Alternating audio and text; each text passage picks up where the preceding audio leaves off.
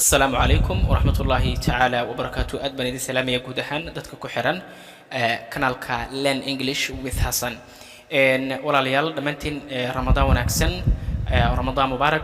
وحنيجي سو دياري موضوع رناهنتي أد وحسب بدن موضوعا وحعوان لوجد جاي my jealous friend صاحب كيجي مسير إذا هاد jealous ومسير مركا my jealous friend صاحب كيجي مسيرك. Hi. Hey, my name is Emily. Magacaygu waa Emily. And I have waxaana haystaa ama aan leeyahay a friend saaxiib name it lagu magacaabo Katie waa laba gabar. Gabadhan la leeyahay Emily ayaa waxay leedahay saaxiib lagu magacaabo Katie. Katie gabadha la yiraahdo is usually had iyo jeer really nice. Run ahaantii way fiican tahay. But laakiin lately dhawaanahan dambe goorahan dambe lately waxa waaye goorahan dambe she has been acting waxay u dhaqmaysay really jealous mid si dhab ah uma sayrsan ay u dhaqmaysay run ahaantii bay leedahay idaa ka sheekaynaysa masayrku siduu ku bilowday bay markaa ka sheekaynaysaa. It all started dhammaan waxay ku bilowdeen when markii I got an helay a new phone telephone cusub waxaan oo dhan waxay ka bilowdeen bay leedahay markaan helay telephone cusub.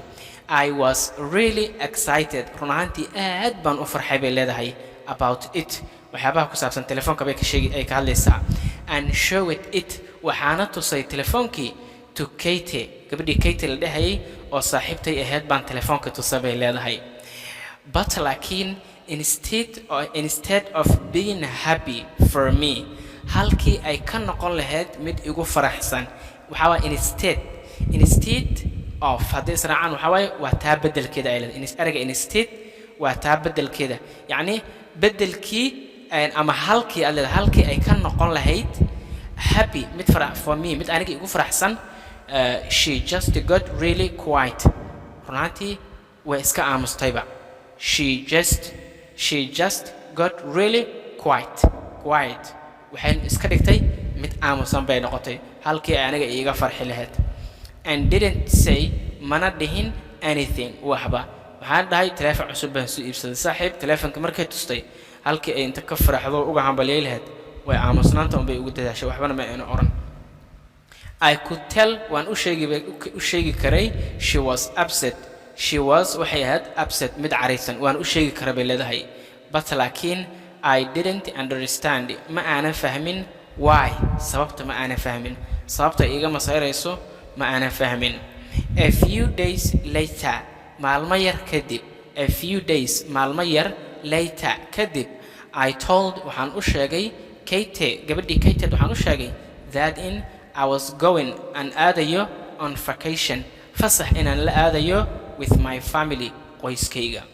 Haye again mar kale instead of being happy for me halkii ay iiga farxi lahayd she just got really quiet kaliya way aamustay and didn't say much wax badanna ma aysan dhihin and didn't say mana dhihin much wax badanna ma aysan ka oranin.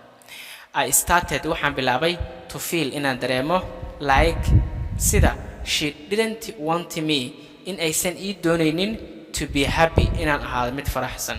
She didn't want me in aysan ila doonaynin to be happy inaan faraxsanaado ayaan dareemo bay leedahay. Finally ugu dambeyn I asked her waxaan weydiiyay what was going on waxa meesha ka socda baan weydiiyay. She admitted way qiratay erayga admit waa qirasho that she was feeling ay dareemaysay jealous masayr of me aniga inay iga masayrsan tahay way qiratay.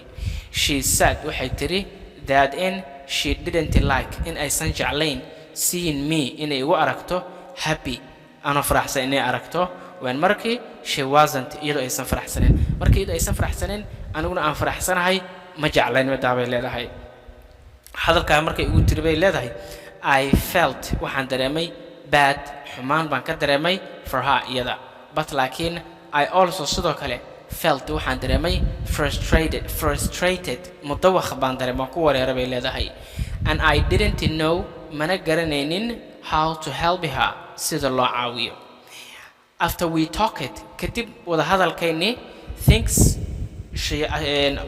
waxyaabuhu ama ashyaadu got a little better between us waxyaabuhu way ka soo yara wanaagayeen inaga inoo dhaxay waxyaabaha inaga noo dhaxaya things between us waxyaabaha inaga noo dhaxaya got better got a little better way ka soo yara wanaagsanaanayeen marka ereyga better waa wanaag between usna inaga naga dhaxay waayahay Kate started waxa ay bilowday trying inay isku dayayso to be more positive inay noqoto mid wanaagsan positive waa wanaag and happy for me ayna igu faraxsanaato when markii haddaba waanadan bay kusoo gabagabeynaysaa waxay leedahay when markii good things shayaasha wanaagsani happiness ay dhacayaan I think waxaan filayaa bay leedahay it's important waa muhiim to be supportive inaad noqoto mid taageera of your friend saaxiibada even xitaa if you are feeling jealous xitaa haddii aad dareemayso masayr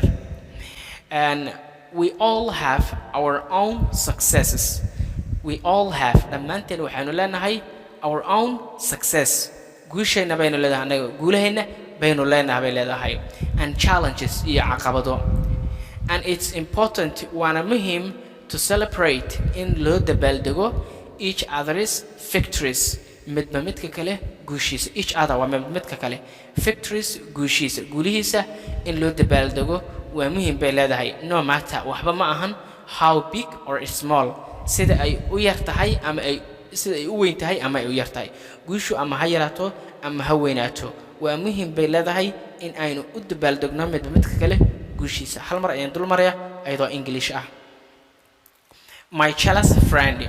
Hi, my name is Emily and I have a friend named Katie.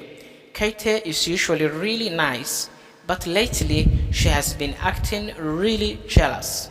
It all started when I got a new phone. I was really excited about it and showed it to Katie. But instead of being happy for me, she just got really quiet and didn't say anything. I could tell she was upset, but I didn't understand why.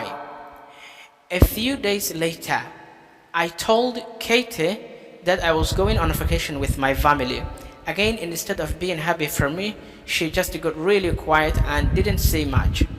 I started to feel like she didn't want me to be happy. Finally, I asked her what was going on. She admitted that she was feeling jealous of me. She said that she didn't like seeing me happy when she wasn't. I felt bad for her, but I also felt frustrated. I didn't know how to help her. After we talked, things got a little better between us. Katie started trying to be more positive and happy for me. When good things happen, I think it's important to be supportive of your friends, even if you are feeling jealous. We all have our own successes and challenges. And it's important to celebrate each other's victories, no matter how big or small. The end. halka ayaan ku soo afmeeraya muuqaalka xigta laga gaaro waxaan ka tagayaa sidaas iyo mana Allah